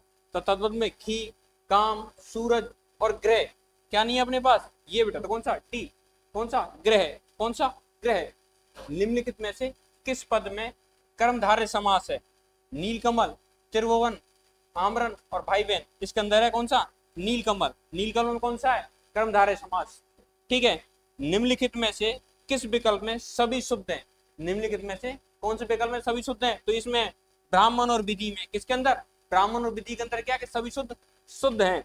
अगला क्वेश्चन है हमारे पास, निम्नलिखित में से ए उपसर्ग से बना शब्द है? किससे? ऐसे। तो अनुरूप में क्या? अनुपसर्ग। अधर्म में क्या? हाँ इसमें अधर्म में। इसमें क्या? अप्यस में अप। इसमें क्या? अवगुण में अब। तो इसमें अब उपसर्ग है, इसमें अप उपसर्ग अप है, इसके अंदर क्या है? ए। तो आंसर क्या हो जाएगा अपना? टी आंसर हो जाएगा। ठीक है ना। धीरे धीरे निम्नलिखित में से क्या है? देखो धीरे धीरे निम्नलिखित में से क्या है? धीरे धीरे क्रिया है, क्रिया विशेषण है, संज्ञा है, सर्वनाम है। तो इसके अंदर वही क्रिया विशेषण, यानी कि विशेषता बता रही है कि चल कैसे रहा, वो धीरे धीरे चल रहा है। ठीक है। अगला क्वेश्चन है हमारे पास, निम्नलिखित में से अशुद्ध है प्रत्यक्ष आंखों से परे? अरे यही गलत है। प्रत्यक्ष आंखों से परे होता है, प्रत्यक्ष तो होता है कि सामने जस्ट क्या होता है? सामने। तो अगला क्वेश्चन हमारे पास क्या है? निम्नलिखित में से किस विकल्प में स्वर संधि है? कौन सी स्वर संधि? यद्यपि, सदवानी, सतदन वाणी, उतदन हास, तितन गए, ये तुम्हें व्यंजन संधि है, ठीक है ना, लेकिन ये डाउटफुल है। क्या है? डाउटफुल क्वेश्चन, इसको देखेंगे थोड़ी देर बाद, ठीक।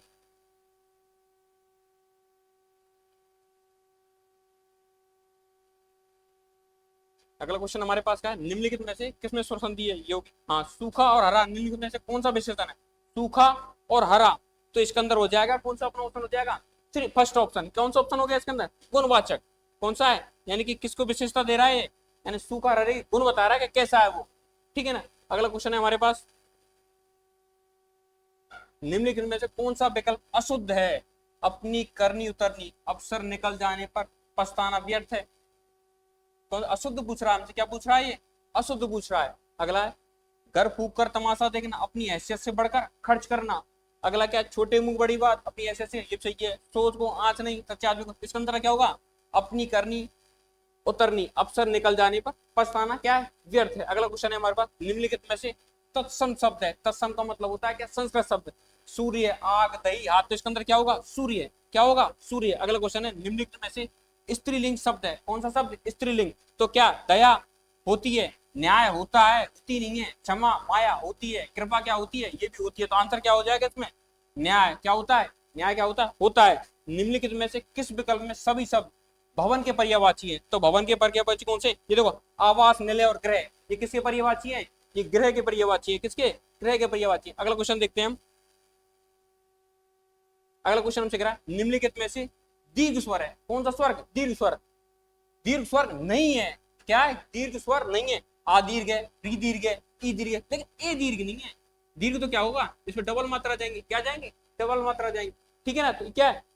कौन सा ऑप्शन हो जाएगा? यानी कि ए, ठीक है ना।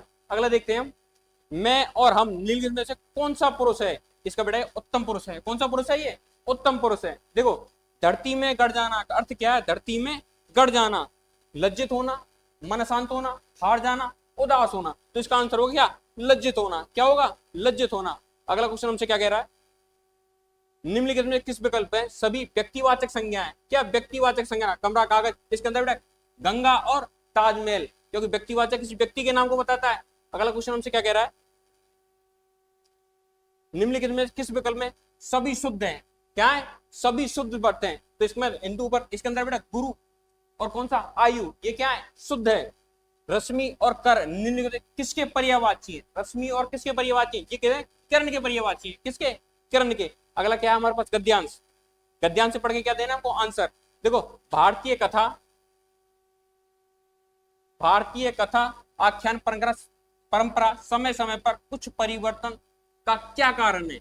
यानी परिवर्तन के कारण पूछ रहा है हमसे। तो परिवर्तन के कारण में क्या होगा? परंपरा का निर्माण, सांस्कृतिक, धार्मिक, ऐतिहासिक जरूरतें, शासकों की रुचि होना। तो इसके अंदर हो जाएगा कौन सा? ऑप्शन नंबर बी, सांस्कृतिक, धार्मिक, ऐतिहासिक जरूरतें, ठीक है ना। भारतीय कथा आख्यान परंपरा निम्नलिखित में से किससे संबंधित नहीं? किससे? किससे संबंधित नहीं है? ये किससे बेटा? ज्योतिषी। कौन सा? ज्योतिषी। अगला ऑप्शन है हमारे पास, वेदों में कथा आख्यान किस रूप में मिलते हैं? वेदों में आख्यान और कथा किस रूप में मिलते हैं? तो हमें बोल देंगे नासत्य और गाथा के रूप में। किसके रूप में? नासत्य और गाथा के रूप में।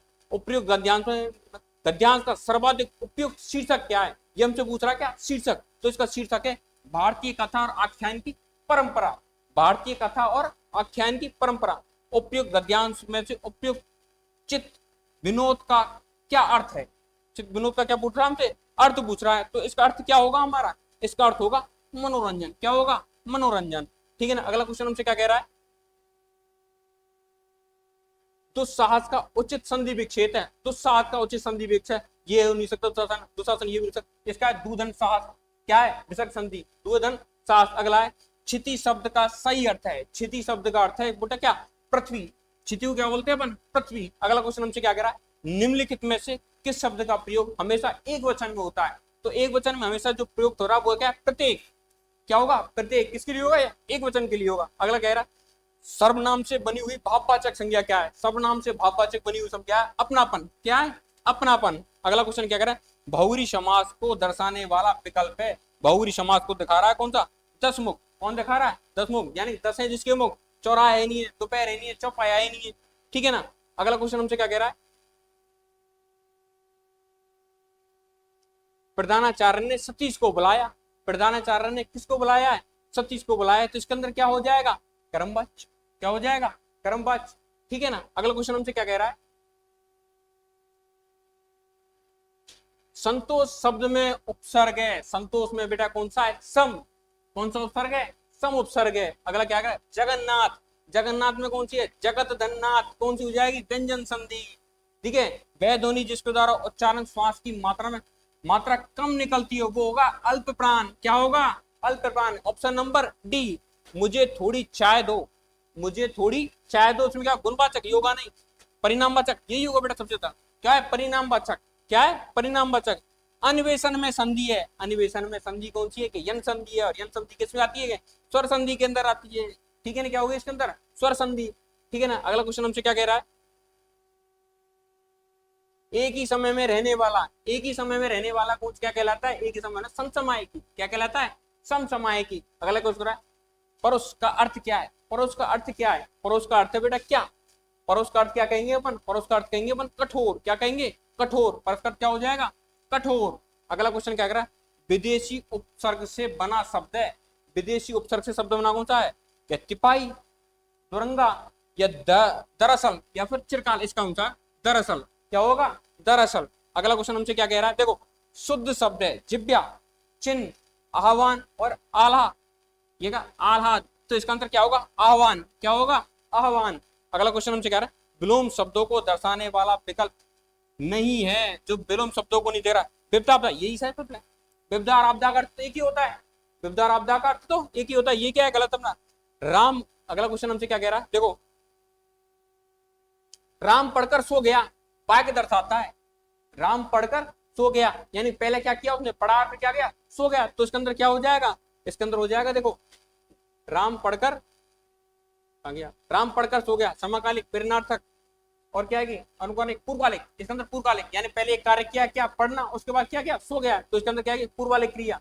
शीघ्र प्रसन्न होने वाला कहलाता है, शीघ्र जो प्रसन्न हो जाता है वो कौन है, भगवान भोलेनाथ, कौन से, आशुतोष, कौन है, आशुतोष, ठीक है। अन्वय शब्द का सही संधि विच्छेद है, अन्वय शब्द का सही विच्छेद है बेटा क्या, अनुधन्य, कौन सी संधि, अनुधन्य, गण संधि। अगला देखते हैं, भाववाचक संज्ञा को दर्शाने वाला विकल्प है आलसी, निज, मनुष्य और थकावट, तो इसके अंदर क्या है, थकावट, क्या होगी, थकावट, यानी भाववाचक संज्ञा को कौन दर्शा रहा है, कि थकावट। बगुला भगत होना, बगुला भगत होने का मतलब है पाखंडी होना, क्या होना, पाखंडी होना। अगला शुद्ध वर्तनी से शब्द, अगला क्वेश्चन देखते हैं क्या है, शुद्ध वर्तन, शुद्ध वर्तनी शब्द है, शुद्ध क्या, वर्तनी शब्द कौन सा है हमारे पास, प्रदर्शनी, आखिरी, लौकिक, तो इसका अर्थ क्या हो जाएगा, स्वस्थ, ये हो बेटा लौकिक, क्या होगा, लौकिक।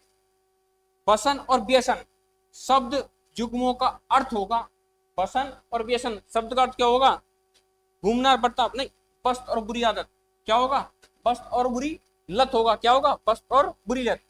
बहुत चतुराई दिखाना, बहुत चतुराई दिखाना को बताने वाला मुहावरा है, यानी कि जो चतुराई दिखा रहा है उसका मुहावरा क्या होगा, ये होगा बेटा कान कतरना, क्या होगा, कान कतरना। अगला देखते हैं, अगला क्या कह रहा है हमसे क्वेश्चन,